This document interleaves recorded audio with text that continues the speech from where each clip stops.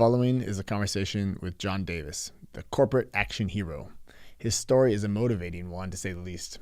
After an injury paralyzing him at the age of 20, it seemed as though John's dreams of becoming a stuntman and a martial artist were going to remain dreams. But he saw things differently. John's story of coming back from a debilitating injury to perform over 4,000 live comedy sword fighting shows in 16 countries is worth a listen. His open and honest style of communication and our common interest in Bruce Lee, philosophy, spirituality, and meditation made for a great conversation that I am so thankful to have had. I hope you enjoy this one as much as I did. If you enjoy this thing, subscribe on YouTube, follow on Apple Podcasts and Spotify, support on Patreon, and connect with me on Twitter, Remington for real, with the number 4, and on Instagram, @TheRealRemington. Quick mention of our sponsors. The Neue Apotheke am Markt, it's a German pharmacy, a brick-and-mortar pharmacy here in Germany. In addition to the great service and listening ears of our employees here locally in the province of Pasewalk, we also offer online video consultations. We value your privacy and want to help you to find the root cause of what ails you. We speak fluent English and pride ourselves on thinking outside the box when it comes to your health. You can find us online at apotheke-pasewalk.de, spelled APOTHEKE, and then a minus, PASEWALK.de. Neue Apotheke am Markt, your well-being is what matters. Ambrosia Lounge, a natural healing practice that specializes in vitamin infusions. Located just 45 minutes outside of Stettin, Poland, and an hour and a half away from Berlin, we have concentrated our efforts into creating tailored infusions to fit our customers' needs. We start out by getting a blood sample so we can create a custom treatment plan. And injecting high doses of vitamin C and other micronutrients directly into the bloodstream has been proven to boost your immune system and fill up your reserves to help your body fight off viruses. For more information and an appointment, check out our website, ambrosialounge.de, spelled AMBROSIALOUNGE.de. Another good source is Rhonda Patrick's website, Dr. Rhonda Patrick, foundmyfitness.com. You can search there for vitamin C and you'll find some great information. The last sponsor is my own company, Signal East. How do I reach my customers outside of the normal operating hours? How can I grow my customer base? And even if I know how to do these things as a sole proprietor, I don't have the time to take care of marketing as well. Signal East can help you complement your business with digital selling channels. Web shops, email, marketing, Facebook, Instagram, image films, podcasting, and more.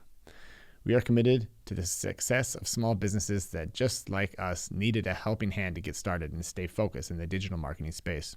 For more details, follow the link in the description. Signal East, your partner for digitalization in 2021. Enjoy the episode. Welcome, everybody. Today we have John Davis with us. He's the corporate action hero, motivation with a whip. That's a great starting line. I can just read his little bio real quick for everyone chiming in audio. What can a comedy sword fighting stuntman do for me? After a serious back injury that left him paralyzed, John developed his 5F system of achievement. The system hacks the fight or flight response shortening learning curves. That's interesting. And increasing successful outcomes. Using the system, he went on to perform over 4,000 live comedy sword fighting shows in 16 countries around the world. On 6 USO tours, John took his show to the front lines of both Iraq and Afghanistan from 2001 to 2006. He is now a highly sought after keynote speaker known as the corporate action hero. He delivers empowering programs to organizations globally. His programs are unique, out of the box, and his use of bullwhips and nunchucks, bullwhips and nunchucks to deliver his message. His website is www. Do we have to use that anymore? Huh? I always whenever I see the www, I'm like corporateactionhero.com. And yeah, we've got a couple. I'll just plug them at the beginning here, just so you guys can check them out. So like I said, corporateactionhero.com. Corporate Action Hero on Facebook. On Twitter, he is the JD Action Hero. Yeah, it's me, baby. That's the JD Action Hero. And then, on YouTube, it's also, I just found you by typing in John Davis. That was pretty easy. And the Corporate Action Hero on LinkedIn as well. So, Yeah, welcome. Thank you very much. Like I said before we got started, I think it's so cool that we're able to find each other over this pod match idea. Yeah, I'm glad to be here. That pod match thing is a great thing for not only finding guests but finding hosts as well. Finding audiences that meet who I am and what I can do. Yeah. Yeah, you can do a lot, and you've been doing it for a while. And I don't know. I guess where do you want to get started? I mean, what would be your starting point? I just put the ball right at you. Like, all right. Well, let me clear up a few things on what you've already said. All right. Call me the corporate action hero. First thing I have to get out of the way is the difference between an action hero and a superhero. An action hero. The word action means to create motion, start momentum, to do something. The word hero means a person who achieves an extraordinary result in service of others. So that's an action hero. A superhero is someone who wears their underwear on the outside of their pants, wears a cape, usually is irradiated by some sort of goo, and has superpowers. That's the main difference between the two of them. Yeah. And I stopped wearing the underwear on the outside of the pants many years ago, and now I'm simply back to being a normal action hero. You've progressed from that. Say it again? You progressed. That's. Well, it took me. It was a learning curve because when I decided to go from being an action hero to being a corporate speaker, it was about the third speech before I decided to stop wearing the tights. How did I get to the point where I call myself an action hero? I had a dream of being a stuntman and a fight director and a sword fighter from when I was a little boy. I loved all the swashbuckler movies. My favorite movie from my childhood was an old movie, Errol Flynn's Robin Hood. And so I got really into I was the kid with the stick with the sword, right? That was me. Yeah. And I had that dream. Well, I ended up being drugged to a Renaissance festival by a friend of mine and fell madly in love with doing Renaissance festivals, and then met two of the best fight directors in the world, two of the most renowned fight directors in the world. What a lucky chance. Oh, my God. And you want to talk about luck. When you find a passion for something like that, it's like the universe kind of conspires to help you achieve what you want, right? And for me, I met those two gentlemen, and then at the end of that fair that year, they actually said to me, "We see talent in you as an actor and a combatant, and we want to train you for free." And how old were you at that time? I was 20 at that point. Oh, okay, that's cool. So yeah, you like I was kind of picturing you as a kid. So at 20, I was 20 at that point. That's cool. So here I was now at 20, and I'm like getting buff. I'm getting strong. I'm into martial arts. I'm going for my black belt in Taekwondo at that time, and I was like going for it. I was really into it. Yeah. And a buddy of mine called me up and he said, "Hey, can you help me unload my van?" Which is, it's questionable whether he was really a buddy at that point, because you don't ask people to come unload your van for you. That's like asking somebody to help you move. Anyway. So what happened was he asked me to come over and help him unload his van. His van was full of 80-pound boxes of clay because he was a professional potter. And I climbed up in that van and I picked up the first 80-pound box of clay. And when I turned the first one, as I turned to twist and to set that box outside of that van, my upper body separated from my lower body. And when I say that is literally, I don't know if you can see my video. Here's your pelvis, here's my spine, and it went click. It clicked off and pinched off my spinal column. God. They rushed me to the hospital and informed me that I had a condition known as spina bifida occulta. Okay, so the whole time you kind of had it with you. That's what my entire life I had it. I had no idea until I twisted that day with that extra. And you've been doing so much martial arts and everything. It's amazing that all the way up to that age. Wow. Yeah, and my mom didn't know it. Nobody in her family knew it. And so they took me to the hospital. I couldn't move. Doctor told me, give up on being a stuntman. Give up on being a fight director. Yeah. You will never have a physical career. And we're going to have to fuse your back. We're going to have to put pins in your back to hold your spine together. Yeah. And while I was in the hospital, and long before they did anything with pins in my back, because I never let them do pins in my back. Yeah. Spoiler alert. Yeah. Right. Thank God. Well, I knew that if they did put pins in my back, that I never would be a stuntman or a fight director. I never would be able to do a high fall. I never would be able to do rolls because it would make the back rigid and more prone to breaking. Then it's just done for. Yeah. Then it just becomes like not even possible to do any of these movements at the age of 20, right? You're starting at Right. Well, 22 at that point. 22, right? but you're just starting in your career. You see all these things. I mean, that must have been so psychologically leveling. I mean, I know just me at the age of 22. I mean, now, getting closer to 40 and stuff, I feel like I'm a little bit more resilient to things coming on. And as you get older, you feel things happening. But at the age of 22, that's just got to have shatters anybody's world at any age, but even, yeah. I contemplated suicide. I'm not going to lie. I mean, because my dream in life was to be that fight director, that stuntman. Yeah. And I went through some hard times. Yeah. And then somebody came in and gave me a book. And the book was called The Tao of Jeet Kune Do by Bruce Lee. Oh, yeah. Yeah. And 1 second. This is going to be good. You have it right there? See? Score. That's the interview was meant to be, man. I'm telling you. More about his philosophy of fighting, right? Yeah. More about his philosophy. And he talks in there about mental flexibility at one point, about being like water. Yeah. Right. And so when I started reading that book and lying in that hospital bed, and then I found out that when Bruce wrote that book, he was in traction in a hospital. Yes, right. Because he had also, what was his injury? Didn't he also have a? Yeah, get this. He was doing a weightlifting exercise called a good morning squat. And I don't mean the one you have after coffee. Right? Yeah.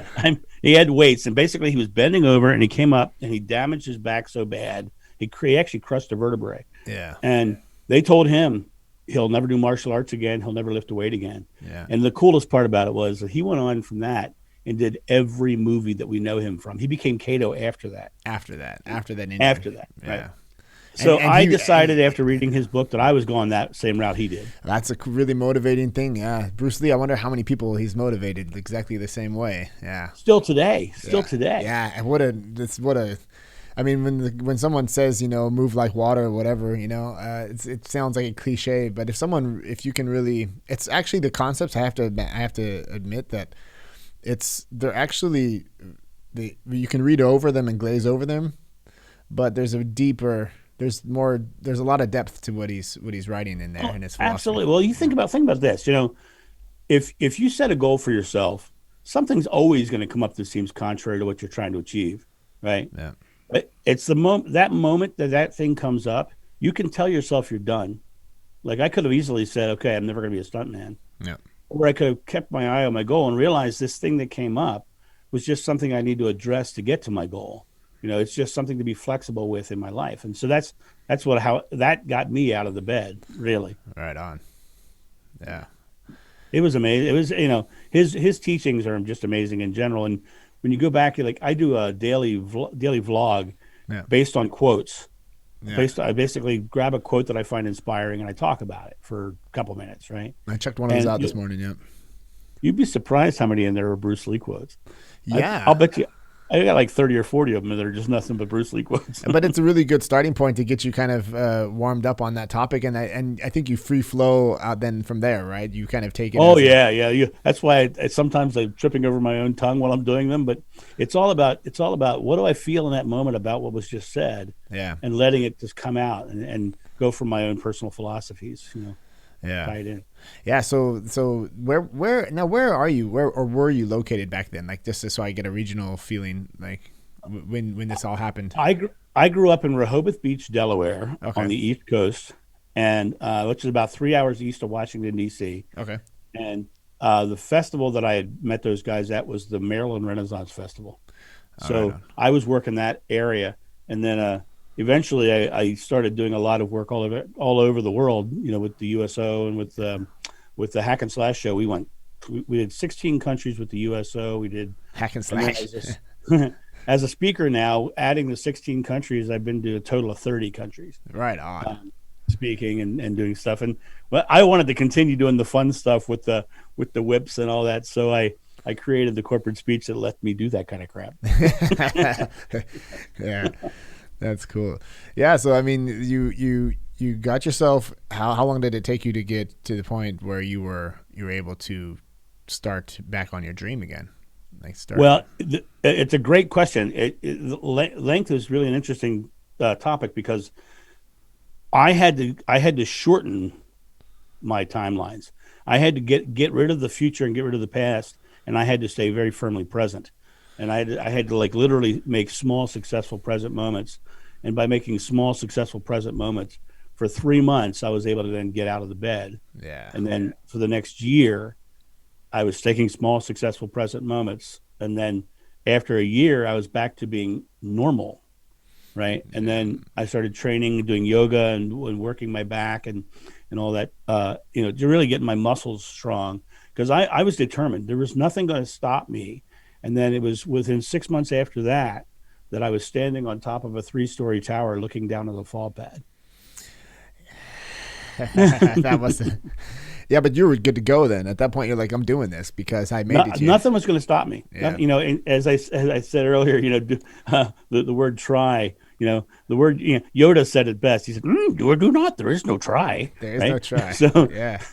I don't try anything. That's one of the reasons why, like I hear people say, "Did you use affirmations?" I said, "No, I don't believe in affirmations, because affirmations are trying to firm something up that's not solid. I believe in declarations. Just declare and do.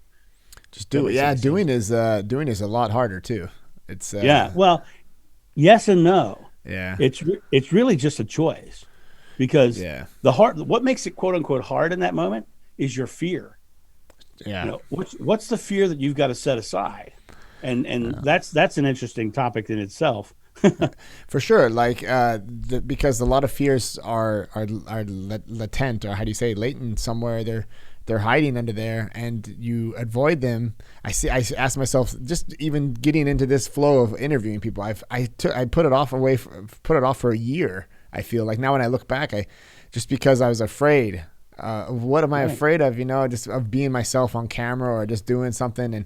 And I guess I have I'm afraid of being rejected or doing something that doesn't come across. But it's like, that's going to drive me. It's going to keep me away from doing. That's all just up here, Right. Oh, sure. And, I have a odd spiritual belief about that. I got very much into my spirituality during my recovery. I started studying meditation, and I still meditate twice a day. That's cool. In my philosophy, there's if we're in fear, there's a couple things that are going on. Number one, we're really afraid of not having a positive experience. Now, if you want to look at it from a very spiritual perspective, that positive experience would be the positive / loving energy of the universe, and the other side would be the fear side, right? Yeah. And we're actually here to experience the loving side, and the only way we can experience it is through our fear that we control. And so we can sit in this moment and be totally fearful and totally not feel that good feeling, or we can shut that fear off and go. And there's actual cues and techniques for shutting the fear off. People have a hard time shutting fear off, and it's actually a very simple technique. What is it? What is it for you? Good question. How'd you get to that one? No, yeah, but because I think about I'm a new meditator, and when you said when you say meditation twice a day, I perk up because I'm just getting into it myself. I have this app from Sam Harris. Waking Up, and he's got so much stuff in there. You can choose I go back to the introductory course this morning. I went back to the introductory. I think I was on the 10th one. I find it very tough. I find it very... Let me tell you. Can I tell you why? Yes, please. I'll tell you exactly why. Yeah. Almost anybody you talk to who tries meditation doesn't think they can. And the reason they don't think they can is because what they do is they shut down and they get all relaxed. And as they shut down, their subconscious mind says, "Hey, did you pay your bills?" And you go, "Yeah, put it and push it aside." And then you go back to meditation again for 5 seconds. Back to meditation, right? The people who become good meditators are the ones who continue to do it until the quiet times in between last longer. So you just keep doing it. Just keep pushing it aside. I meditate for 40 minutes twice a day. Yeah. I get up in the morning, I meditate, and before I go to bed, I meditate. And it's one of the best things I ever did. When I started meditating, it it changed not only my perspective of the world, but it seemed to make everything coming into my experience easier. Just flowed better. I feel like I've been, I kind of have the feeling that it's not like the light is on and the light is off, but it feels like I have just a couple more seconds sometimes to react. Like I don't react so much. I might just if something happens, I stop to take things so personal to heart when something happens. Even something, I would imagine, I haven't really been tested with it on a big scale, but if something big happens in life, and people tend to want to just let that, like your injury, like you let that just crush you. But look what you're a perfect example, and there's so many examples of that, of people, living this amazing life regardless of what's put in their way. So it must be possible. It just seems in the moment to be impossible sometimes. All right. So that's let me go back. Let me back up a little bit. Yeah. Okay. So earlier you said, how do you get rid of fear? Yeah. Let's talk about that, because a lot of what you're saying is based in fear, and let's tackle that. All right. Here's the deal. Yeah. So, did you ever watch any of those safari shows like National Geographic on TV? Yeah, for sure. Okay. Did you ever see that one episode with that gazelle? Yeah, I think I caught that one. Yeah. That one, right. Yeah. There's always that doomed gazelle who's getting chewed up by something, right? Exactly. And so the gazelle's sitting there in the field, and it's going, just eating its grass, right? Just chilling. And then suddenly the predator cat hits the field. First thing the gazelle does is this: it gasps for air, right? It is the main natural response that fear gives us, right? You see, if you're a parent of a child and you see that child start to fall, you go, yeah, right? Yeah. Or you naturally do it, right? Yeah. Most people, when they're in fear, they say, "Oh my God, I can't breathe." Well, here's the big secret. It's not that they can't breathe. It's that their body is reserving air so they can run further and faster. To be the gazelle. That's what the primal response is. When you're on Broadway or in a film and you're in front of a camera or thousands of people and you forget your lines as an actor, you are trained to exhale and relax every muscle in your body. Because what it does is it shuts off the primal response that says, I need air, which is more important than learning your lines, right? Yeah. And when it shuts that off, all your lines rush back into your head. That's interesting. So when you're in that fear state, when you're not taking an action because you're in fear, exhale, because you're holding air in. Let it out. Right. And meditation helps in that regard, because meditation has a lot to do with breathing and exhaling. Yeah, it does. That's my favorite part about it, actually. Right now, yeah. I'm at that stage where, and I do this Wim Hof breathing every now and then. Yeah. The way he really hyperventilates. But the you should try Kundalini fire breath sometime. That's pretty crazy. Yeah, you go really fast on this. Yeah, that's good. Yeah, I'm down for whatever, and I love testing all this stuff, and then feeling different afterwards, and letting that air out. I can see that. I can. So that's one of these tricks that actually keeps you in the present moment, and then allows you to get away from this instinctual fear that you have in the brain. Right. You also have to realize that fear is not rooted in your present moment.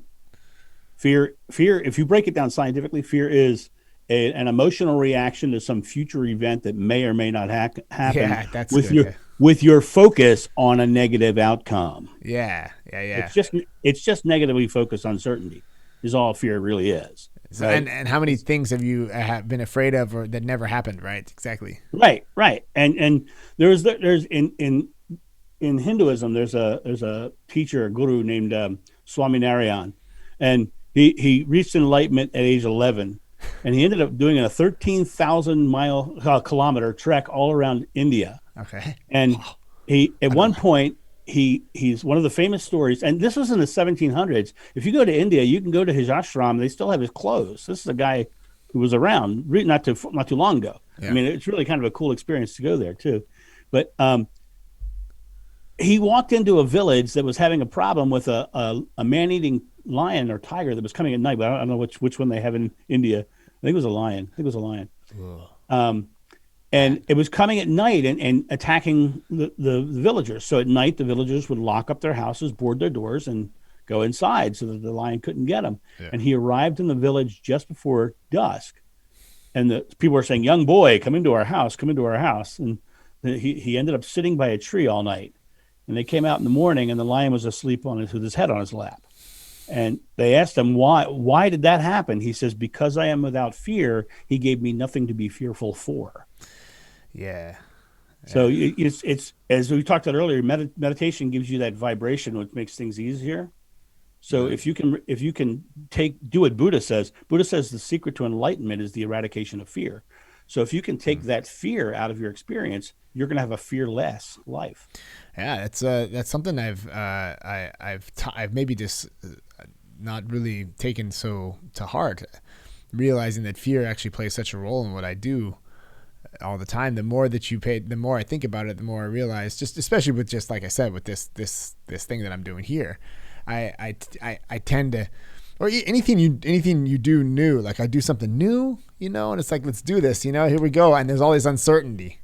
So right. And uncertainty, yeah, and a negative focus on it might turn out bad. Yeah, right, exactly. So it's like, forget that. Just do it. Just keep doing it and keep doing it. And every time that you do that, you look back and you go like, what was I ever afraid of? It never, right. If you can. So we've tapped into those 5 Fs. Do you need to do anything? I got 5 Fs. Let's do it. No, so our door just opened, I think. Can you close it, Eric? I can look at you. Sorry. Yeah, because the 5 Fs, you put it's in here. It says how to hack your mind for success, 5 Fs. So how many of those 5 Fs have we hit on? First of the 5 Fs is fearlessness. Yeah. It's literally setting your fears aside, and it's literally realizing what I just said, that it's not rooted in your present moment, and then exhaling. Yeah. And then the second thing you do, when I was on the front lines of Iraq, I asked those soldiers, I said, how can you do this every day? Go out there and know you're probably going to get shot at. Yeah. How do you, because that's got to be a fearful. And I say, first of all, we set our fears aside. So just the fear becomes, can you move the TV a little bit towards the camera too, so I can look at him better? So I'm not like, yeah. So I can look at you in the eyes a little bit. There you go. So you put the fears aside. You have to set the fear aside. And that's done through exhaling and realizing that the thing that you're afraid of isn't here, it's there. Okay. It's in the next moment, right? Yeah. But then he said something really fascinating, and this is really interesting. He said, but it's easy for me to do that because I have an objective. Okay. Yeah. Now, so he has an objective, and when you're a stuntman and you're standing on top of a tower getting ready to jump off, you're not looking at the tower. You're not thinking about the jump. You're focused on that landing. You're focused on where you want to go, right? Yeah, you want to land that nice and right. And nice your eyes are right on the dead target. And I will tell you what, when you're looking up at the top of that tower, looking from the ground, looking up, it doesn't look that high. Yeah. But when you get up there, man, it looks real high, right? Yeah. And that pad looks real small. But so you're up there, you're really focused on that thing. So fearlessly, focus. Get focused. Okay, so that's the second F. I got you. Cool. Second F. So you got fearlessly focused. Now, focus is an interesting one because we already kind of touched this too. You can focus positively. You can focus negatively. All right. So if you're focused on a negative outcome, what happens is your present moment is filled with thinking about a negative outcome. Your subconscious mind behind you is starting to get filled with that fear, and you're creating a string of subconscious mind behind you that is based in that fear that you're creating. And so your subconscious mind is the partner in you achieving anything in your life. Whatever you focus on, your subconscious mind is going to help you find. Yeah. So if you focus negatively, it'll show you negative. For sure. And let me prove this to you and your audience just so I can show you how this works. So if you've ever decided you were going to buy a car and you chose the kind of car you wanted. Yeah. Did you notice you started seeing that kind of car everywhere? Totally. You're totally right. Because you consciously chose something in your present moment. Your subconscious mind kicked in and said, let me help you achieve it. Yeah. And so you have that going on. So negative people will always have negative things to talk about because they're focused on the negative. Positive people, same thing. Yeah. So fearlessly focus, right? Yeah. The next one is faith, confidence, belief that you can. I have a 17-year-old son, and at 17 he's teaching me all kinds of new lessons about hormones that I didn't realize. Yeah. I imagine. But back when he was 6, he taught me a lesson about faith that I'll never forget. We had a Nerf crossbow, and for anybody who doesn't know what a Nerf crossbow is, they're just a fun toy that shoots foam darts. And the weird thing about that Nerf crossbow is those darn things are extremely accurate, like ridiculously accurate. At 6 years old, he could hit any target. And so we had a game that we used to play where we would shoot across the living room, through the kitchen door, hit the trash can. Nice. And the other person would stand halfway between there, because we could hit it every time. Halfway between there with 2 Nerf swords, trying to knock him out of the air. Right? You had to stop it, right? Yeah. Now, he would shoot, and I would get up there, and I would wave him, but I would wave him in such a way that I would leave an open hole in the middle. Yeah. So I knew where he was, and he would hit it every time because he's 6, and I'm his dad. I'm supposed to let him win. Yeah. Right? Give him a little bit of confidence there. Right. Positive reinforcement. So, so then it would come my turn to shoot, and I would shoot him and the wall and the floor and the ceiling and anything I could shoot except for the darn trash can. Right. And about the 4th or 5th time, he starts laughing. He says, "Dad, I know why you miss." And I thought I was caught. I thought, "Oh crap, he caught me." I go, "Why? Why did I miss, guy?" And he says, "Because you don't believe you're going to hit it." Yeah. Now, you don't believe you're going to hit it. You have to have that confidence, that faith in the outcome. People, if they don't have faith in the outcome, it's because they're, once again, focusing on a negative outcome, which means they're back in their fear. Yeah, that's a tricky one. I totally follow you on the faith thing, but it's so deep. It's like there's this line between, am I bullshitting myself right now, to am I, but is it okay? It's not. Why is it bad? Like maybe bullshitting yourself is not bad, because it gets you to where you needs to be. It gets you to the place you need to go. If just keep it to yourself, no one else has to know.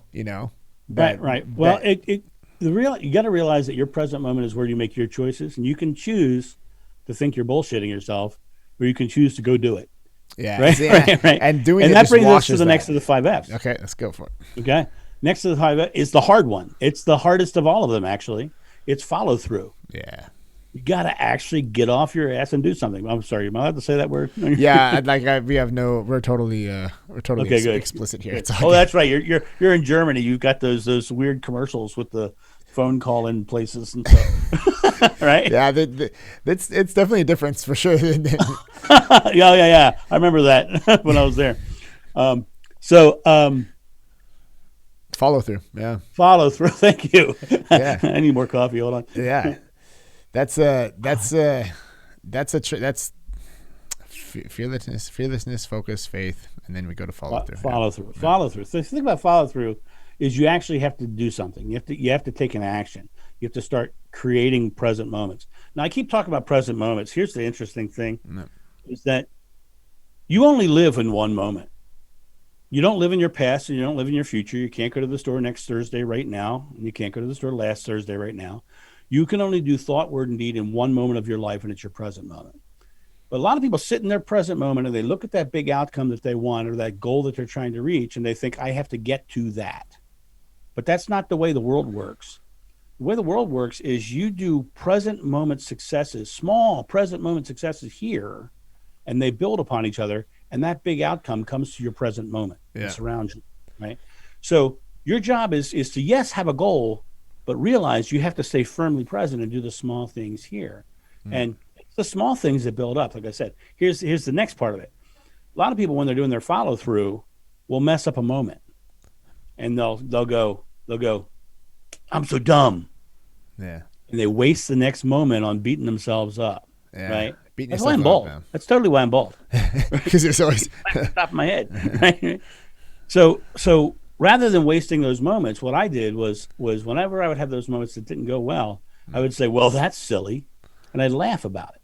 I'd change my perspective and make it a positive moment. Yeah. So I could have positive moments stacking behind me. Right. Yeah. And then what happened was, now you read a little bit of my background. I've been a stuntman, a fight director, an artistic director of theme parks, a college professor, an executive, a corporate speaker, trainer, and coach. I've done a lot of crazy things in my life, and I've on top of that, I've been inside the pyramids of Giza. I climbed Mount Sinai. I've been on top of Machu Picchu. I've been in the Blue Lagoon in Iceland. I mean, I've done everything I've wanted to do, Yeah. and it's all because I did them. Yeah. I just Yeah. did them, Yeah. right? It had nothing to do with wanting to do them or trying to do them. I had to remove certain words from my vocabulary, and when I hear them in conversation, they're a red flag for me. And the main ones are wanting, needing, hoping, and trying. That's a good one. That's a really good one because they're in there, and they're delivering a subconscious message in there: wanting, needing, hoping, and trying. Well, think about this. Yeah. Anything you say about your present moment is what you're creating in your present moment. Yeah. So not being conscious about that. Sorry when I interrupt you, but not being conscious about that can be tricky. Yeah. Yeah. Well, what you really have to do is, and I did this with all my friends. I enlisted my friends to be involved, and we would catch each other on the words. That's cool. Yeah. So it's like a little support team there. Yeah. But then you can take it to the next level and realize that anything that you're saying or thinking about your present moment, in spirituality, they call it the I am moment. It's not the I will be moment or the I was moment. It's the I am moment. So I am wanting means you're creating wanting. I am trying means I'm creating trying. I am creating. I am enjoying. I am, succeeding. Much different words. Different words. A lot of a very different message that you're sending. Right, to your subconscious mind, Yeah. which is then giving you that same backup to get those things. Yeah. You can do anything. Yeah, that's it's something that when I hear that, it just tickles me because I love talking about stuff like this, and I end up talking to my dad a lot about this. Like my dad and I tend to go on this whole philosopher's stone thing. My wife always hears it from a distance. She's like, "Is it your dad? Okay, have a good conversation." And we go off for like 2 hours. You're lucky. My father was a plumber who really didn't like what I did for a living. Yeah. For many. It was funny because my father was I come from a Catholic family, which means we had 7 kids. Oh. And I was number 6 of 7. And I never could figure out why, but I was the one kid in our family that my father did not like. Oh, that's not cool. And my nickname was the worthless bum, and my entire life. And the only time I ever heard him say a positive thing, and I'm so grateful. I am so much more independent and strong because of the background. I'm not a victim in any way, shape, or form of it. Yeah, no, you definitely don't seem like one. Exactly. No, right. But I remember the one time I heard him say something positive, it was I guess that was, well, he's passed away about 10 years ago now. So it must have been about 15 years ago. We were at a grocery store, and I was wearing a leather jacket that the Marines had given me for going to Iraq. Yeah. And we got to the register, and he was with me, and he said to the cashier, "You see that jacket he's wearing? The Marines gave that to him when he was in Iraq. I'm very proud of him." But he never said it to me, right? His entire life. That's like I'm a big. I love being a parent. I love being a dad, and I've always somehow want. And I'm really good to my kids. I know I am. I know but sometimes I wonder, like, I mean, look what comes out of that. Do you know that song from what's his name here, the cowboy here, The Boy Named Sue is the name of the song from Johnny Cash. That's such a great message about how he got his son to be by naming his son Sue and giving him this hard life because he knew he wasn't going to be around there to give you the hard life that you need as a young boy, as an adolescent, to become strong. And there's just I wonder where you lay on that because my father was not doing that on purpose. My father was doing that because he was a narcissist sociopath, basically. Narcissistic sociopath. I think that he used to say, this is a kind of a redneck term. He'd say, "One oh shit wipes out 1,000 attaboys," right? Yeah. And he forgot that you have to give the 1,000 attaboys. Yeah. The 1,000 attaboys are the positive reinforcement. With my son, I make sure I tell him I love him every day because my father never told me that once. And I can't remember a time in my life he's ever said that, right? Yeah. So I tell him that every day. And, when he's going through stuff, we have open communication. He can talk to me about things. Yeah. And so I feel like I'm a much better parent because I'm able to actually really guide him as opposed to giving him trauma to deal with. Yeah, And because so they have to eventually that trauma could go the other way, right? How many people really do get their shit together and use it as a motivational thing? And when you hear it, it's great. But how many people just stay pressed underneath that and never get out from underneath that? well, my father was one. My father's father was an alcoholic and an abuser. Yeah, so it just So goes my right down the father line. had the same personality, right? So Yeah, to me, we all have the opportunity to break the cycle. yeah. No, you definitely, yeah, you did that. I did that, and I knew I did it the day. I'll tell you the day I knew I did it. My son had friends over, and two of them got into an argument, and I was like, "Oh, I got to go deal with this." And as I walked to the other room, I heard him counseling them out of the argument with words of mine. Nice. Yeah. Right? He was literally explaining to him how what he said caused an aggressive response, which caused him to elevate.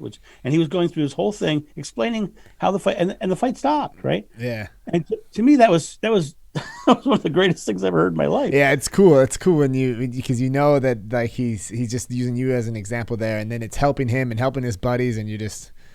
Yeah. Now, don't get me wrong. I have used shame to teach people. Don't get me wrong. Yeah, I know. when I taught college, I was teaching actors stage combat. Okay, cool. Yeah. And I would go in there, and when we get into the sword fighting segment, I would start to teach them how to parry and cut and do all that stuff. And there's specific positions you have to go to when you're parrying. 1, 2, 3, 4, and 5, 5A. And so we get there, and when you're in college, you're partying, you're having a good time. You're not necessarily, really focused, right? A lot of them weren't, right? Priorities are different, yeah, for sure. Right.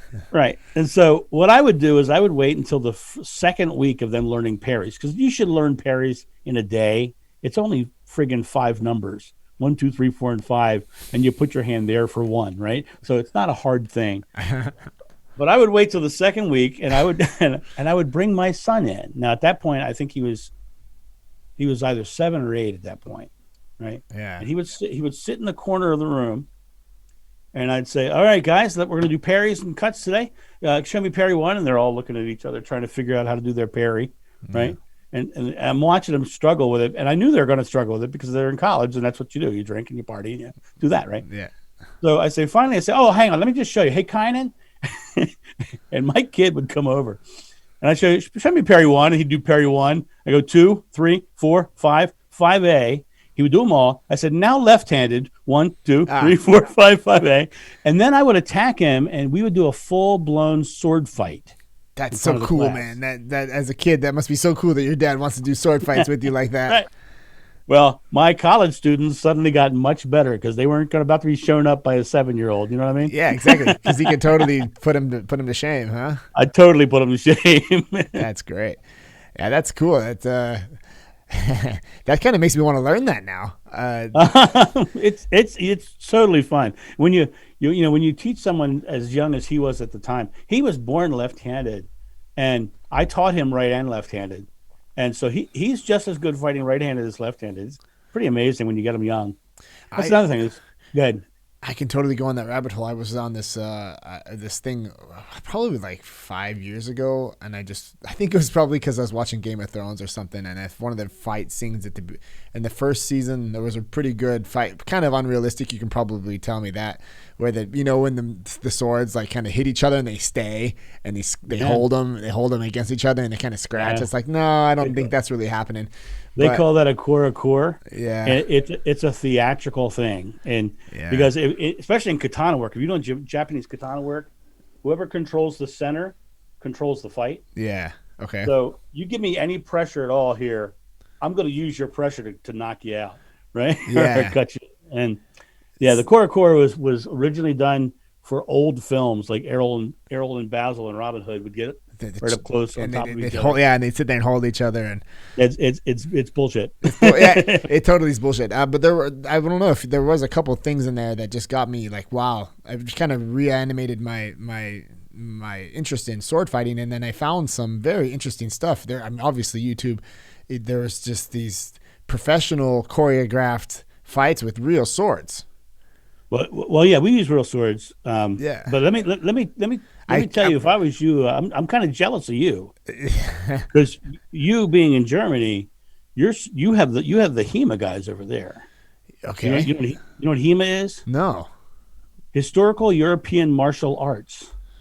These are guys who are taking the historical manuals, and they do competitions, broadsword competitions, rapier competitions, and you guys, you're sitting right in the middle of the places that they're doing that stuff.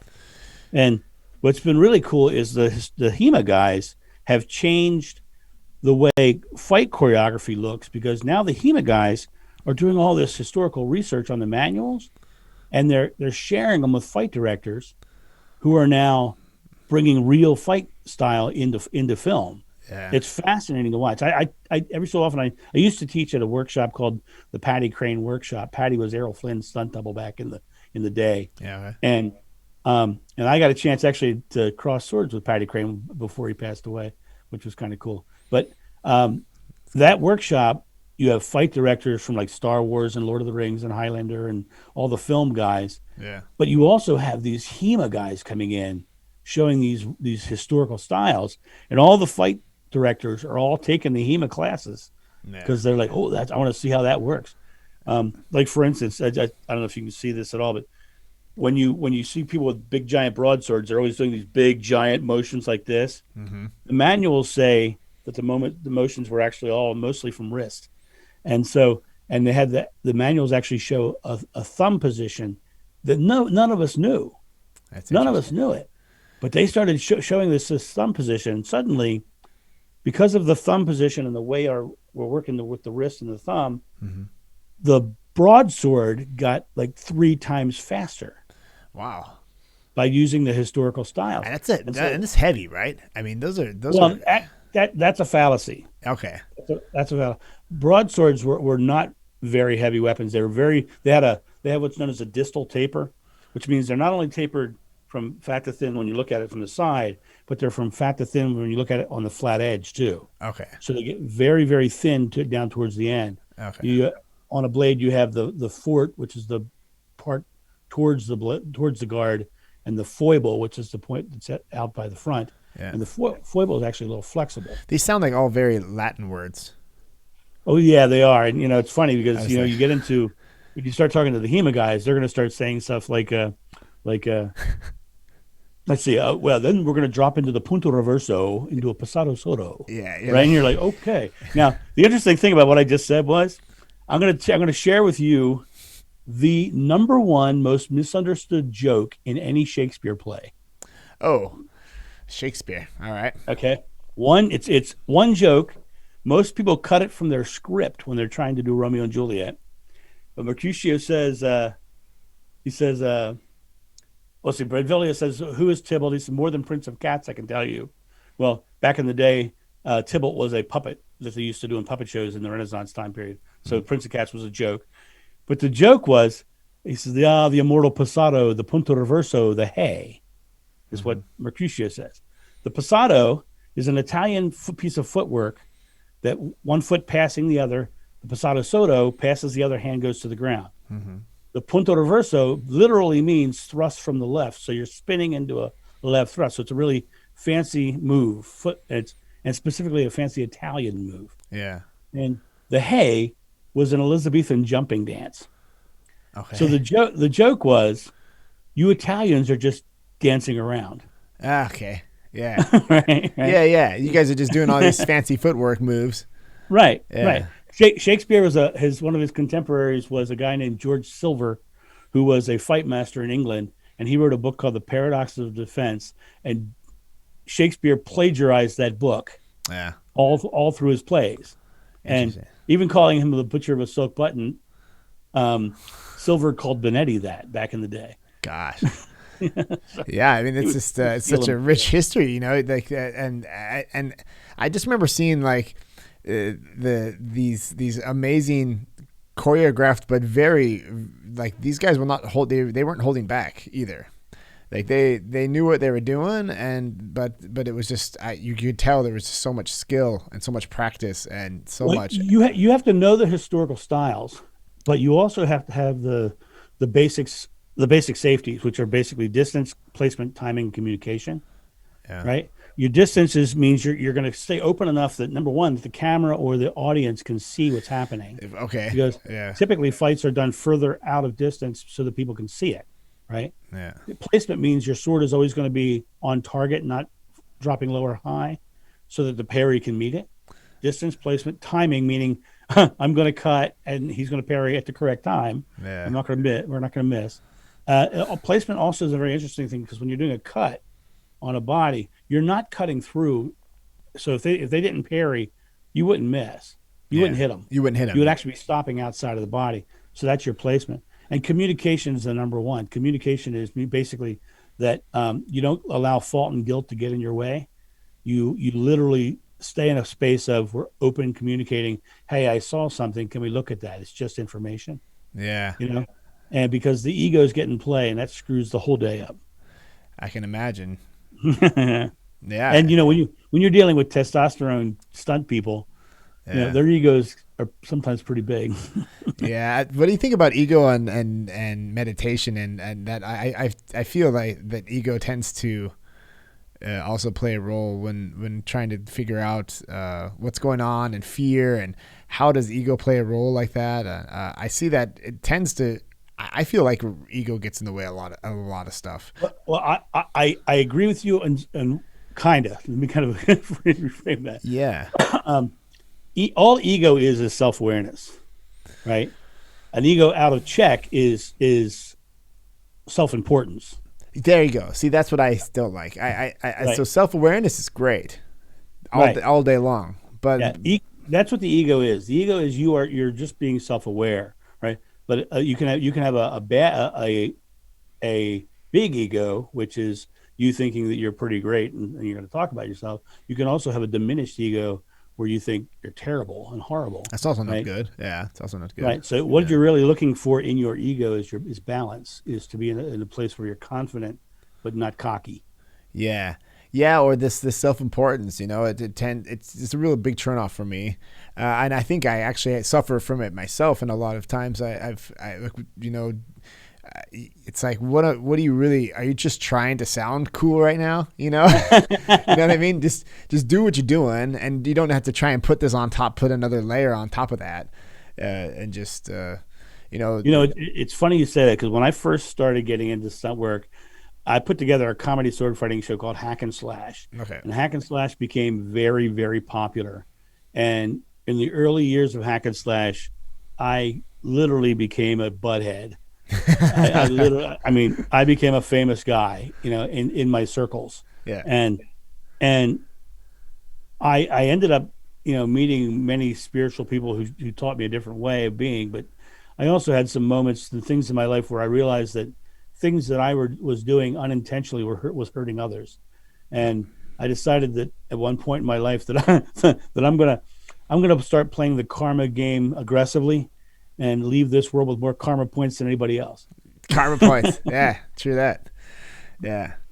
That's kind of the goal in life. But I mean, it's like you don't know that that's going to affect you, and when you're doing something and it becomes popular, you get into this. It's from the outside of this, and if you're not ready for it, if it happens too fast, maybe it does something to your ego, And for me, like, I was coming from that background with my father, right? I wasn't getting the positive reinforcement, and suddenly I was getting all kinds of positive reinforcement. So you're just eating that up, yeah. And back in the day, man, I had the long Fabio hair, and I had the whole bit going on. I was like a total Ren Fair stud, man. Yeah. So I had all kinds of attention from all kinds of places, and I'm glad I went through it, because I don't regret anything that's ever happened in my life. I've done a lot of amazing things, and when I say that, I don't think of that as a brag. I think I just think of that as I'm so grateful that I had the opportunity. Yeah. And when those opportunities came to me, and most of them, it's like the USO tours. You Yeah. want to hear a really strange story? Sure. Let's do it. So September 8th, 2001. Okay. Okay. September 8th. Okay. Yeah. That was a Saturday.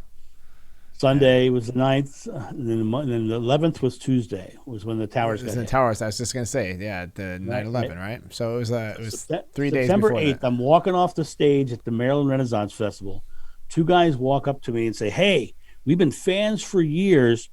Would you guys be interested in doing USO tours?" We're like, "Yeah, we'd love to do USO tours." Yeah. So Monday, September 10th, I went to the Pentagon and dropped off all of my packet on their desk. Like so you guys could do that. So you signed up, you got the contract and ready to go. Right. September 11th, the Pentagon and the two towers got hit. Yeah, that's no joke. Right. It could have been a day later easily. Right. So they actually asked us to go on the USO tours before the event happened. Yeah. And then they shut down offices, and then they called us up like a week or two, like 3, I guess it was 3 weeks afterwards. They called us up and they said, "We want you to go as soon as possible." Yeah, now it's time. Now it's not. Now we need some real fun. Right. And what was happening at that point was they were moving all the troops into Europe to get ready to go into Afghanistan. Yeah. So they said, "Can you go soon?" And we went from November to February that year. Wow. And we literally went to all over Germany, all over. We went that year. We went to Iceland, England, Norway, Germany, Belgium, and Holland. Yeah, that must have been a crazy time. It was amazing. It was amazing. Yeah. But the interesting thing was when they were watching CNN at home and they're watching the planes landing in England, getting ready to go over to Afghanistan. They had opened up a base over there in England for the planes to land. We actually saw those planes landing, and then early on in the transport and the moving people over, a Muslim soldier actually threw a grenade into his commander's tent, American soldier. And we were on the base when he was brought in under arrest. And so it was like we were literally we were in Ramstein at the Ramstein hospital. Yeah, in Ramstein. When they brought the first wounded soldiers in. Wow. On our second tour. So, we literally were at the front line of the war watching it happen. And eventually we kept they sent us to Europe twice. We said, don't send us back to Europe. Send us to where they need us. Send us out to the front lines. Yeah. Because that's where they need us. They don't need us in Europe because they don't stay on the base for entertainment in Europe. Right? You're in Europe. Why? What the hell would you do that? Right. So send us as far downrange as possible. Yeah. On our third tour, I'm telling a lieutenant colonel that story while I'm standing on the flight line in Fallujah. And I say, Colonel, I kept telling him to send us further down range. And I finished the word range, and a bomb blew up about a quarter mile to my left. He's like, you're close enough now, buddy? So well, it was so funny because the colonel looked at it, looked at me, and he said, "Son, you can't get further down range." Yeah. Right? Yeah. You're there, buddy. Yeah. We had some crazy things that happened on those tours. We had one in Iraq. We flew into a town called Samarra, and the Shia attacked the Sunnis mosque or vice versa. One of them attacked their mosque.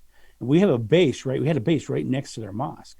And so the base was a forward operating base, an FOB as they call them. Yeah. And they don't have a dining facility on the base because they don't allow people to congregate in large groups on the base because it's a target. That's a sign, right? Yeah. So we flew in on 2 Black Hawk helicopters. Now, you have to understand, when we want to, my comedy partner and I would go, but we would always bring extra comedians with us. Yeah. So we would fly in with 4 guys. Okay. And we were doing a comedy sword fighting, bullwhips, nunchucks, walking on ladders, beds of nails. We did basically a 2-hour circus show almost, right? Right on. Comedy. And they would put all our stuff in one helicopter and us in the other helicopter. So we get there, we get out of the helicopters. I go over, I find this truck where they're making food. and we get our food, and they said, go find some place to eat because we don't have a dining facility. We found a Humvee that was sitting there. We climbed up in the Humvee, sat there and ate our lunch in the Humvee. Finished that, went into one of the big buildings, and we did our show. Finished the show, came back. The helicopters flew back in because they don't leave the helicopters on the ground because they're a target. Yeah. Helicopters come in and land. They throw our stuff in the front helicopter. They throw us in the back helicopter. Helicopters tip to take off. The RPG flies under the helicopter I'm sitting in and blows up the Humvee I had lunch in. Oh. And now we're the only helicopters in the air, so we went hunting for them. Yeah, it was like, we're going now. We never found them, but yeah, we had some crazy times over there. And that was, and they actually asked us to go do all that before 9/11.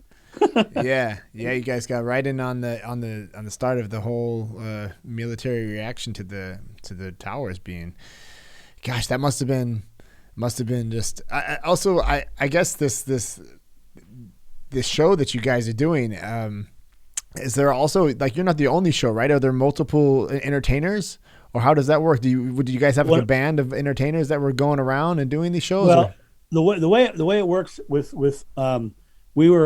we were funded by the USO, but we were through an organization called Armed Forces Entertainment. Okay. And what we would do, we were the one show that came, right? Yeah. So, and they would rotate shows. Like I can't tell you, I wish to God I had been there for the show before me, because the show before me was Robin Williams. Okay, because Robin Williams did that too, right? Yeah. Yeah. So he was like the tour before us. That's cool. Yeah. A couple different times, right? Yeah.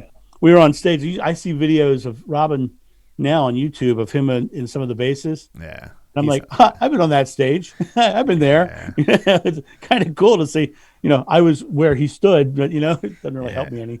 You get to meet him. Yeah. No, I didn't get to meet him. Yeah. That's too bad that he's not around anymore either. That guy.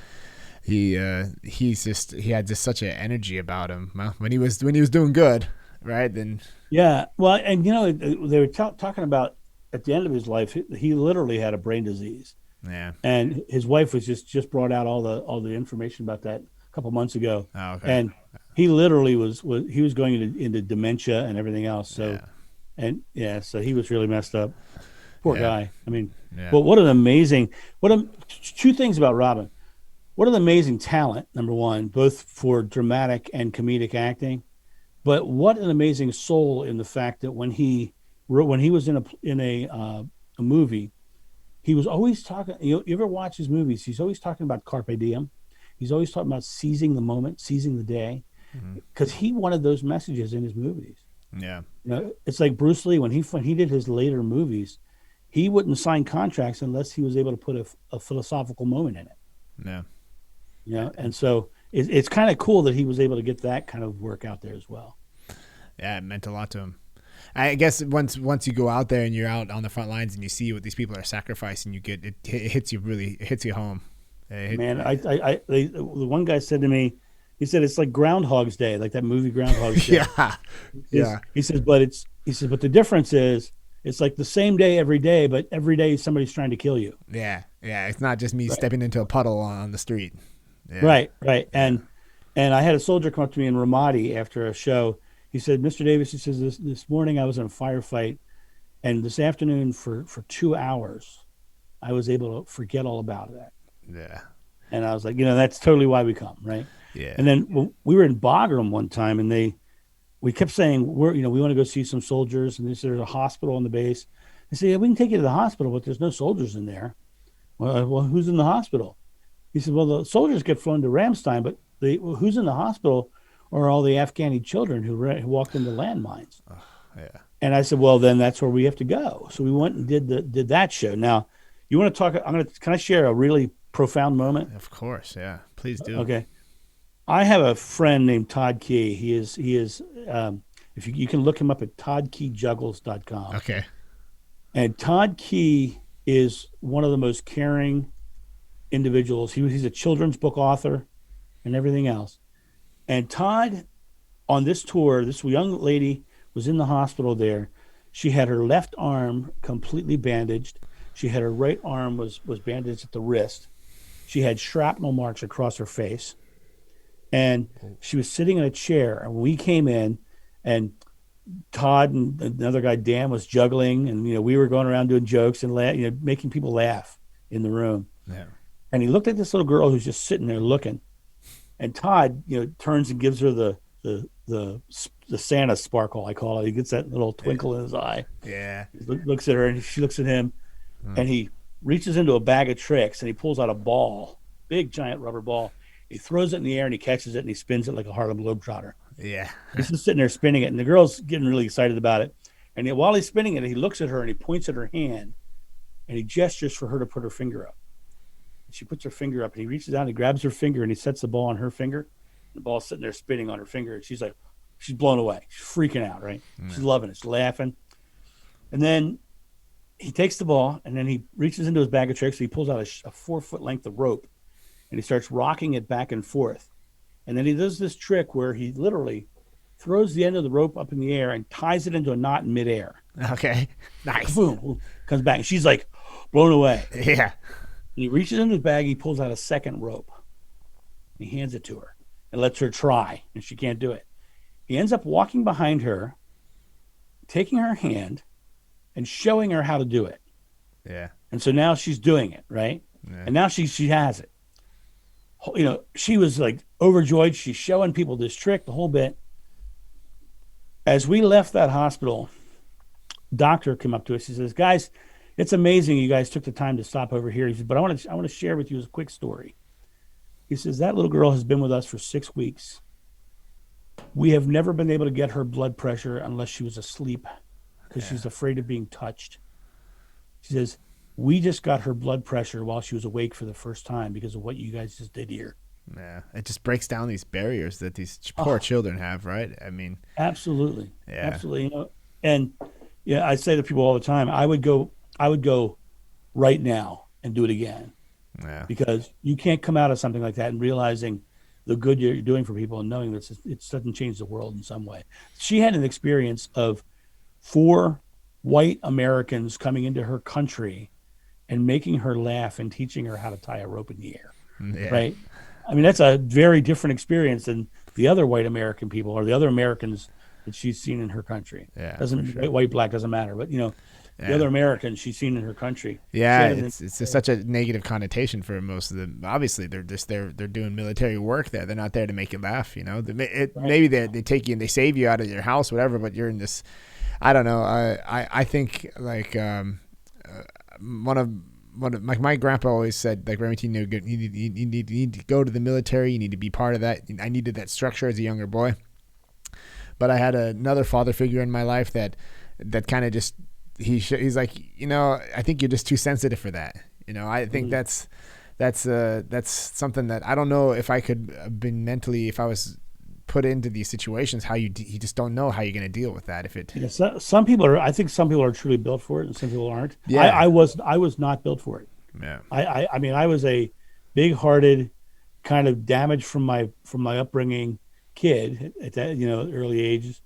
But when I got past all that and got to the point where I could actually give back to, you got to realize the military, the United States military especially, they volunteer. They just sign up. Yeah, they get paid, but they volunteer to go anywhere in the world to defend us, whether you agree with what they're doing whether you agree with the wars they're in or not. Yeah, those people have given themselves up to defend us. Yeah, it was the least I could do to go out there and make them laugh for a couple hours. Just give them that couple hours of peace that they wouldn't have otherwise. Yeah, for sure. And imagine, because I did release that pressure in them, imagine that might have helped the next time they had an encounter with somebody. Yeah. They might have shown them a different experience because they had that pressure relief valve. Yeah, there's a lot of evil out there. I think people forget that in our comfort of our homes, where we're at, and we're dealing with, the pandemic, and we're dealing with all these problems that we think are just so big, but it's like, put a little perspective out there sometimes. I don't know, doing that for so many years like you did, I think you probably have a similar opinion. Probably. Well, and you talk about the pandemic. The pandemic is an interesting one because we talked earlier about the fear and how you have to overcome your fears. Yeah. For me, as a person who now makes his living as a keynote speaker, who goes into small rooms filled with lots of people. Yeah. You know, my career went away. Yeah. Right? Yeah. It like literally was like gone. But I could easily be in fear in that moment, where I could go, I'm going to be like water. What did Bruce say? Yeah. Right? I'm going to be like water. Yeah. So what I did was I upped my game. I started pumping out, my daily videos. I started building online courses, which aren't done yet.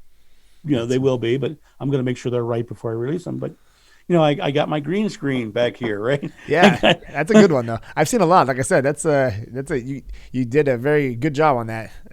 Well, thanks. Yeah. But basically, I had to realize that for me, COVID could be an opportunity. So now I'm doing virtual speeches. I'm doing live. I'm still booking live speeches for after the summer. Yeah. Right. So when I come out of COVID, I'm going to have live speeches. I'm going to have a new virtual speech that I can do, or virtual speeches I can do. Yeah. And I think some companies are just never going to go back to live programs. I think we're going to have a lot of virtual speeches. They just realize that it can work without it, right? Right. So I get that. I have this, and then with like the sites like Podmatch, in the past 2 months, I've been in over 20 podcasts. Right on. Right. And so I spent the time marketing. Yeah, you just switched around. You just used the time, and we have here locally. We're in a little province city, basically in the middle of nowhere. There's like 11,000 people here, and we have a little market square, typical of Germany square, and the local businesses here are just like all of the mom and pop shops, and throughout the whole world, right? And are dealing with like, I need a website. It's 2021, and it's taken them a year to really, especially in Europe, I'm sure. Yeah, it's something that you can talk about it and say you need to build a web shop. Let's do it. I would do it. I would try and talk to these people, but they just look at you like, I don't need it. I don't need a web shop. Right. I have my customers, and so now it's like, well, those aren't coming anymore because I have to close my doors and all of these issues. But it's like you had a whole year. This whole year has gone by. What could you've been doing this whole time to, unless you're dealing with like a death in the family, which, I guess it could be part of the reason too. And there's all that happens right now. Maybe a little bit, I don't know. It's hard to see what's going on really behind closed doors, but just using that time, like you said, to control what you can control, to move on the things that you can move, and everything else you can't really do anyway. Right. So stay in your I am moment. Yeah. Right. Yeah. It literally is that. Stay in the present moment. So you're in the present moment and something seems really like, adverse to what you're trying to achieve. Stay here and don't stay in the idea, because the fear lives in the future moment. Yeah. It's rooted there, not here. Right.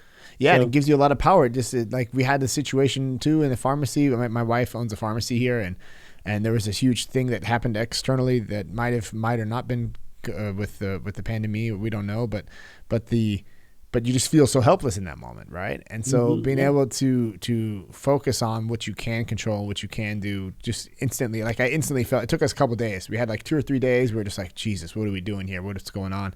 But then the minute that I made that decision to just do those one things that the one thing that I can do, or the second thing, or the third thing, I instantly just felt better. Like you just take the control right back, and it's interesting. That was probably one of the bigger stress moments this year for me. So I that was very tangible for me, even though I might have just happened upon it through, I think when the pandemic kind of hit, it just was, there was all of these unknowns. Right. And so I think the first 6 weeks I was at home with the kids, because in Italy it looked like it was really bad, and you just felt like it was in the wind, and it was just gonna, like I thought, it was the next Brad Pitt movie. It was just gonna, World War Z. Yeah, you just didn't like it. Just was an interesting. There's so much uncertainty that and my wife was like, "Come on," she's a healthcare professional. She knew. She's like, "It's all good. They're gonna be fine." But I took those 6 weeks, and I think it was like that's where I started to kind of focus on these internal things that might be driving you, and fear being definitely one of them. I mean, well, actually, when we were talking about that earlier, we never got down to the fifth one. I think we got fearlessness. Actually, we unknowingly started with the fifth one. Yeah. The fifth one is flexibility. Yeah. Flexibility, staying flexible, right? Yeah. And it's that to me is probably the interesting thing is when you're going through all of them, number one always comes back up. So you're constantly mitigating your fear. You know, one of the things that I do in my corporate speeches when I do them live, and in my video, in my virtual ones, I show a video of this. Yeah. I choose the most timid person I can find in my audience. I bring that person to the stage in front of thousands of people, right? Which that they're terrified because they're in front of their peers. They're shaking, basically. So they walk on stage. First thing I do is I realize that as a leader in that moment, my job is not to expect them to do what I want them to do, but to realize it's their moment that I have to be empathetic towards. Okay. So I know as she walks the stage, her biggest fear right now is being in front of her peers. So I walk on stage. I said, "Yeah, thank you so much for coming. Isn't she a rock star for coming up here?" Yeah. And they, I immediately start giving her positive reinforcement, right? Then I start saying, well, let's have a conversation. Don't worry. Let's just build some rapport. What hobbies do you have? And then I lead her to, have you ever been fishing? And she goes, no or yes, either one. I said, well, I work it to the point where I said, well, I'm going to teach you how to cast a fishing rod today. Right. Mm. And I said, let me get you a fishing rod. And I pull out a bullwhip. Right. Now, there's a couple of things in this. Now, from the mental process, I don't want, when you say whip, people think pain, dangers, and some think Frisky Friday Night. Yeah. Right? Yeah. And I don't want them thinking that when they're on stage with me. Okay, so you have to try and get the association to be more. So you're thinking fishing is better. Yeah. Fishing, calm, relaxed, serene. Yeah. Sitting by the pond or whatever. Mm-hmm. And then the whole time I'm doing this, I give her the fishing rod, and then I'm keeping her in a solid positive mood. The way I do that is I keep talking fishing, and then I say, well, we need some fish, so I go out and get the audience, one part of the audience, to do this. They're doing a funky fish face, right? Which is funny. So she's laughing at her people, and then I get to do a great joke, which is, okay, so see all those fish, all you have to do now is choose which one of the fish you hate the most. That's right. And then she just relaxed. I said, now all I want you to do, I said, just focus on the fish and just cast your fishing rod. And she cracks the whip. Yeah. Because it's the same gesture. And it just makes that sound, huh? Yeah. A boom, right? Which is, most people don't realize what that sound is. That sound, interestingly enough, scientifically, is a sonic boom. Yeah. It's the first man-made object to go over the speed of sound. End of the whip is going over 700 miles an hour. Yeah. I didn't realize that. Yeah.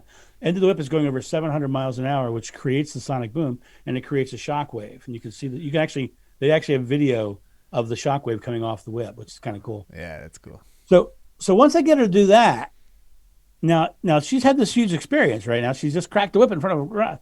Then I go over and I pull a target out of my bag, and I hold it out in front of her. Okay. And I look at her and I say, and now she realizes she's going to hit this target out of my hand, right?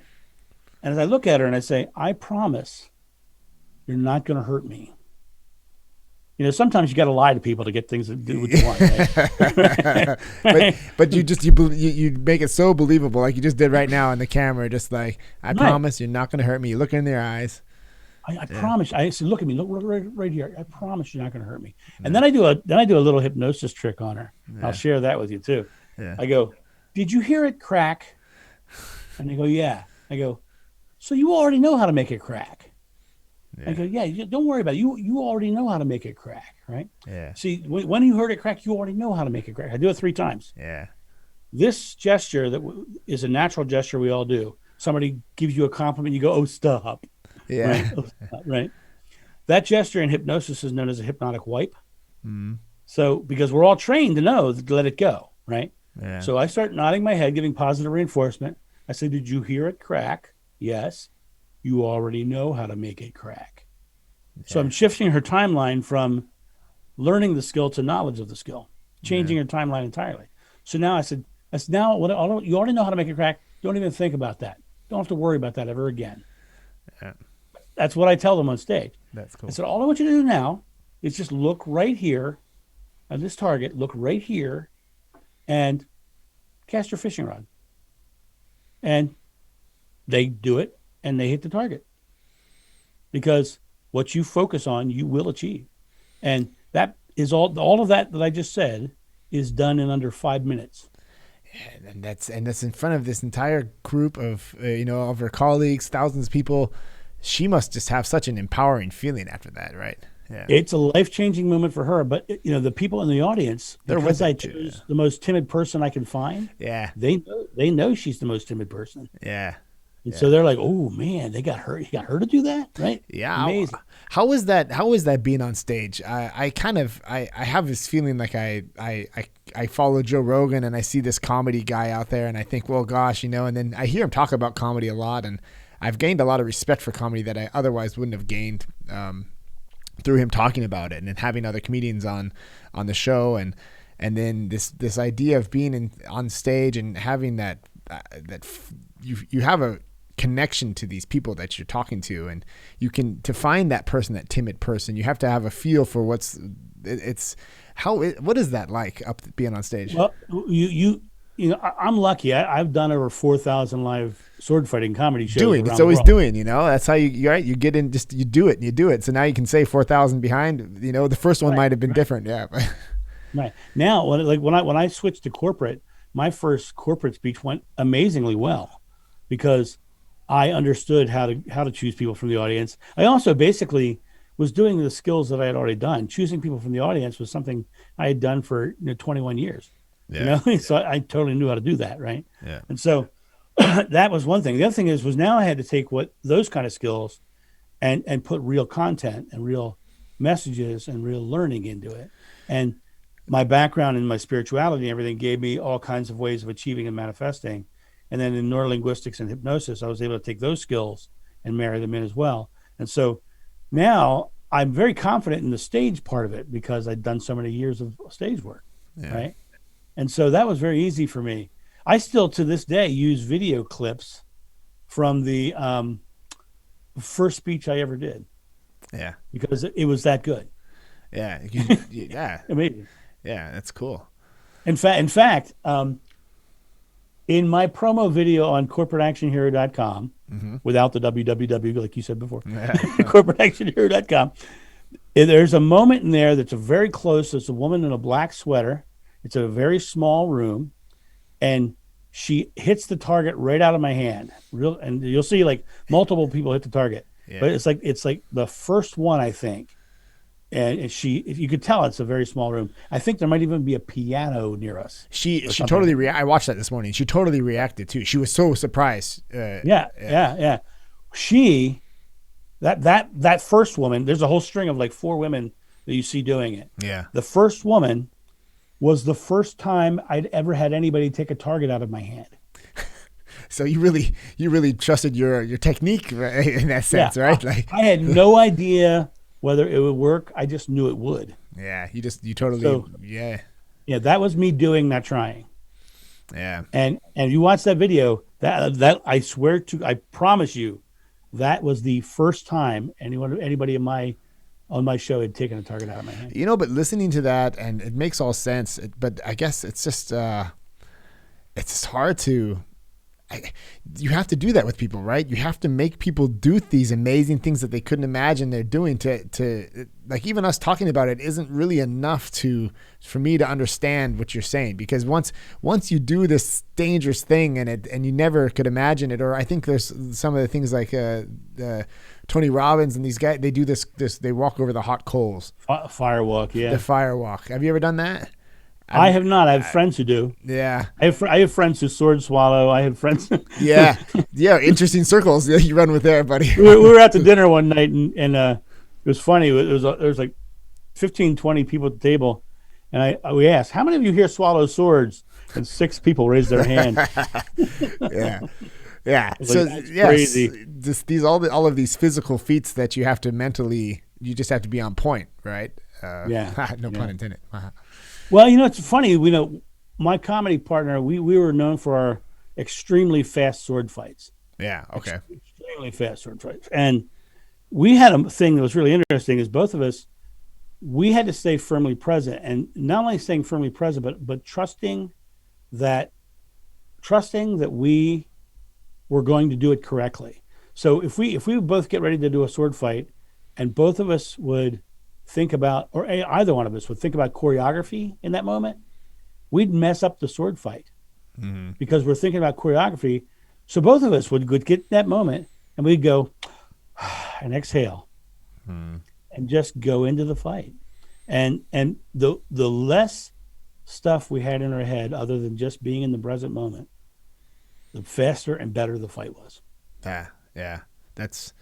I feel that with jiu-jitsu. There's times where I want to learn something, I want to do something, and the more that I force it, it just doesn't work. But the times I sometimes have this feeling like I think if there's a brain or like a consciousness outside of myself that's kind of watching me or something. I get that kind of feeling. Like yeah, like that. Like, and if I can get that picture in my mind before I go into a situation, I tend. So actually, can I tell me more about that because I can share some information on you for. Yeah, what is that? Like, is that just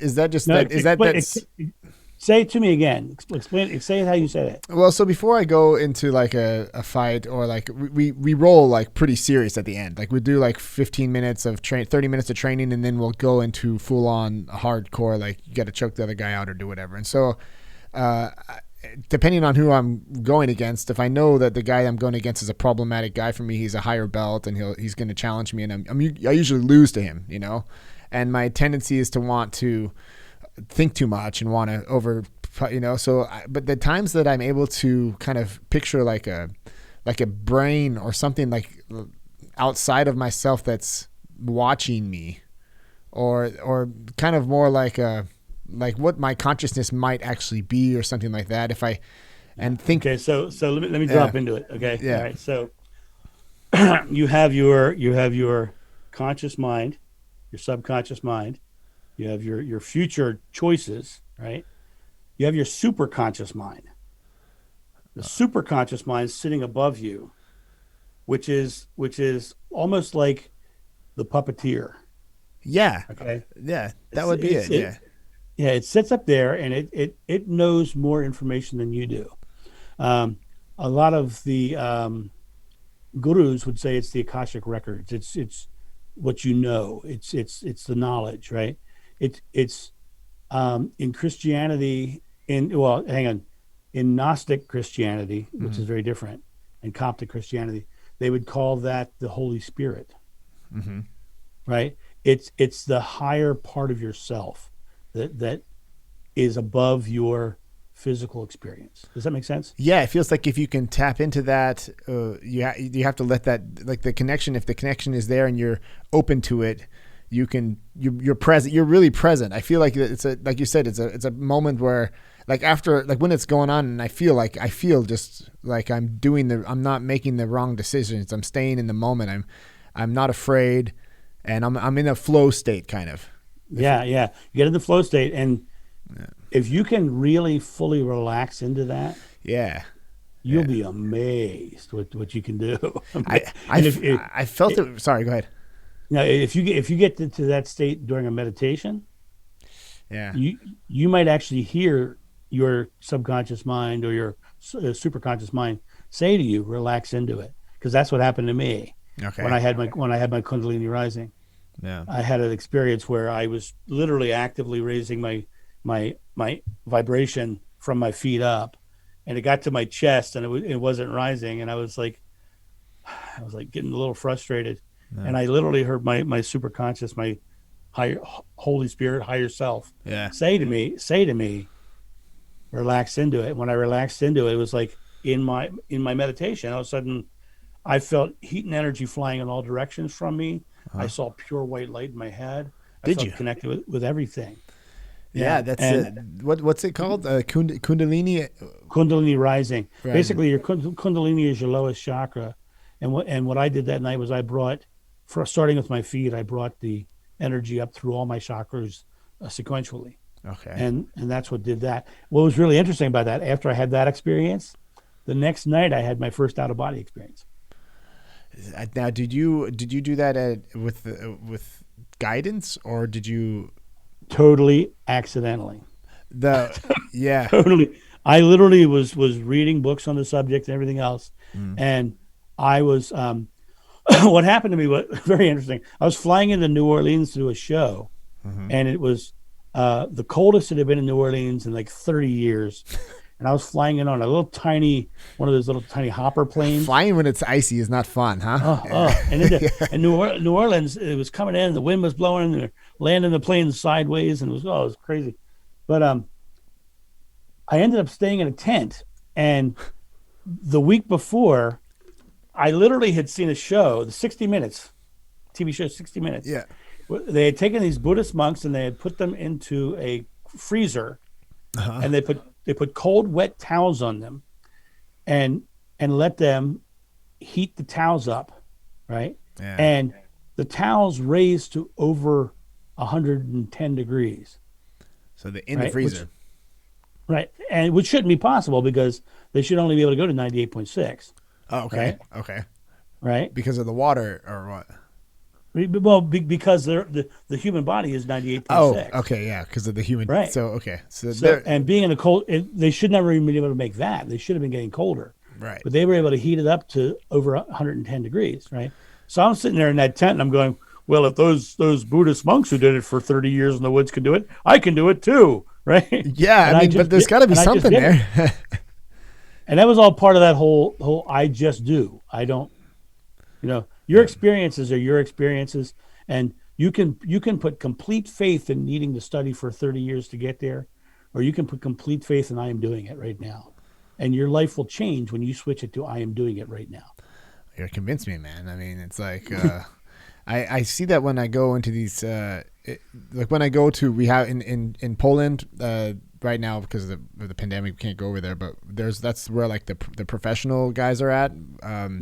You have a lot of black belts there and a lot of higher belts, and they're there's the difference between a black belt and a black belt at some level, right? You just get to oh yeah. And I'll go and I'm still white belt, and I'll go there and I'll roll with these guys, these blue belts or like the level above or purple belts, and they'll sit there and they'll have their hands open and they'll kind of just look at me and they're just ready for me, And, right. and as opposed to like when you roll with a white belt, they're just so rigid and so firm and so stuck on like they're just so defensive, as opposed to these graduated higher guys, they just have like a real openness to them, a very accepting aura. And they just kind of go with your flow, and that's right. That was the first time I've really actually got that to physically manifest in a sense where it's like, oh, I guess they're tapped into that. They're ready for me, and I'm going to go in there with my rigid thing, and they're just going to kind of do what they want with me, Right. Well, it's not having expectation. Yeah. It literally is staying firmly present. When you're doing martial arts, it's especially interesting because you can't be in their head.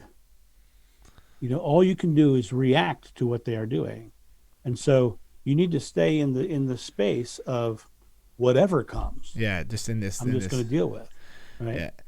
And Bruce Lee be like water. It's the same thing. You need to be, supple yet firm, basically. Yeah, your mind and your philosophy has to be supple, but you have to be. Supple's a good word. Supple's a good word. It's kind of like it's yeah. It's the essence of the feeling, isn't it? It's supple. It's soft. It's malleable. Yeah, it's like water. Yeah, like water. Then when you look at like one drop of water, you see it. If it's really slow, it tends to it forms, and it's kind of more gelatin looking than it is actually just what you think of when you have a faucet of water. Right. Yeah. That's interesting. Yeah, I got these questions here. We have this that you put in your profile, and I thought maybe I wonder if any of them might.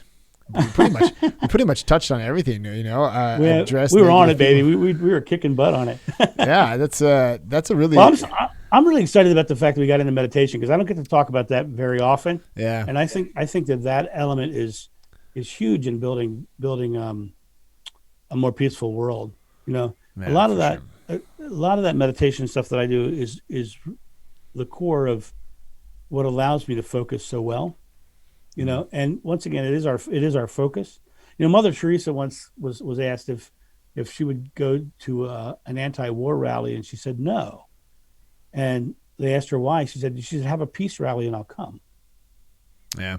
Because it's what you're focused on, right? So Yeah. by being able to calm my mind, I was able to have calm focus. Yeah, that's and the fact that you do that 40 minutes in the morning, 40 minutes at night, that speaks for it right there. So once I started, I felt like now I get up now an hour and a half ahead of everybody else in my family because we have 3 kids, and at the end of the night I feel like that's not really. I should try doing a meditation at the end of the night just to see how that works. But I used to hate getting up early, but now I love it. I love that time that I have because it just gives me so much more back. And it's time for you to give to yourself. They say when the airplane's going down, you have to put your own oxygen mask on first before you can survive. That's a perfect way of saying it. Yeah. Right. So you have to fill your cup before you can fill others. Yeah, exactly. And so my time is good. I get up, and so then at 6 a.m. when everyone else is getting up, I'm good to go. I'm there for you because I've had my time. But for you, so I guess how do you structure your meditation? Is it something that is? I mean, I don't want, if it's too personal, it's okay. I understand if that's some people have. Yeah. When I first started learning meditation, I tried all the tapes and all the guided meditations, and I eventually found that I had to stop doing them because to me, my meditation is more a physical feeling. And so when the idea I said earlier about the idea of quieting your mind, well, instead of quieting my mind, listening to someone else or doing a breathing technique that somebody else would say, now what I do is I quiet my mind and I focus on the feeling.